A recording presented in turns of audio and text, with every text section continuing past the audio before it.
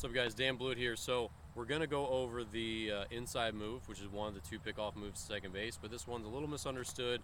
I see it performed by lots of young pitchers and they really just don't use it the way it's intended to be used. There's two pickoff moves to second, the inside move, which we're going to cover today, and then there's also the spin move, which is the true pickoff to second base. All right, so real quick though, before we start, just make sure, if you haven't yet, subscribe to my YouTube channel. There's a little red button right there with all these new pitching videos. If you're a pitcher, you're a coach, you're a parent, you're going to get notified right away. So it's just the best way to get new info from me. So make sure you subscribe.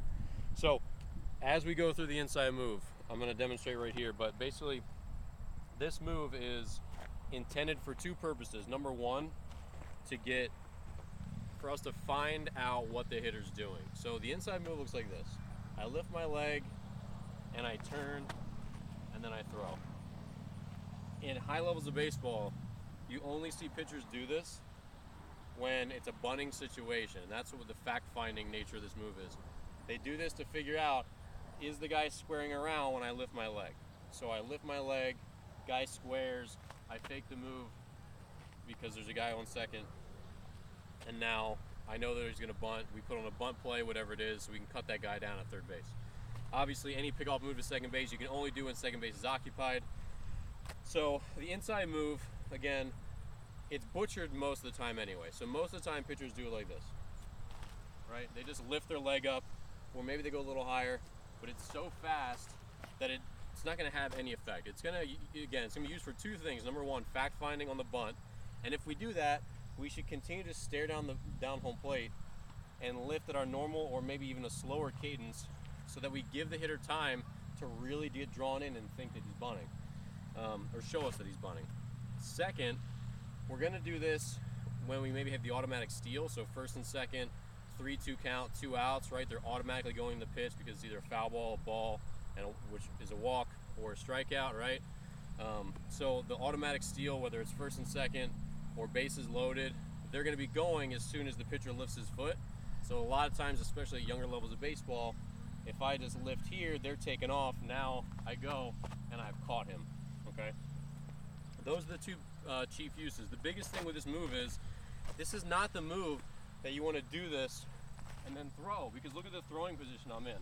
I'm stepping with my left foot like way open, my glove arm's out here. It's a really awkward arm side turn. You always want to make glove side turns in baseball. So when you're a shortstop taking a throw from the outfield, you're always trying to align yourself to catch it here and go through, rather than catching it here, wheeling it around and throwing awkwardly. So this doesn't put us in a good throwing position. That's why the spin move, which is this one, is the true pickoff to second base. And the last thing about it is, if we do this at the right times, which is when there's an automatic steal, or maybe a guy just is super aggressive, whatever, we're going to catch a guy he's not going to be taking his first steps and go, oh crap, I'm caught, and go back. He's going to be fully committed to going to third base. So if he's leaving, he's going on first move, I've lifted, he's taking off, now I turn, he's going to be pretty far between second and third, right?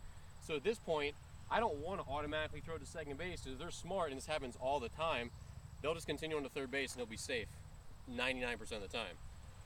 So as a pitcher, you need to be prepared to find the guy, align your hips to him, sprint at him, and probably give the ball to the third baseman. You don't always have to give it to the third baseman. It's either going to be the shortstop or the third baseman, and ideally you throw it in front of the runner so it's going to chase him back when the rundown starts. But again, whoever the closest fielder is going to be fine. So again, if I do this move, my goal, just from the logistical standpoint or the mechanical aspect of it, my goal is to keep my eyes, my shoulders on the hitter as long as possible until I get to the apex of my leg kick. When I lift to the top here, once I get to here, I have to make a decision, which is either to the plate or to second base. So you can't go up, come down, and then turn. I'm going to go here. And then I'm going to turn my feet, and then I'm going to give the ball up, probably somewhere here in between third and second. So again, you shouldn't consider this a true pickoff move, because I'm never, in most circumstances, going to throw it right back to second base. If it was the situation where you get a guy going, coming back, you would just, boom, spin move, and nail him.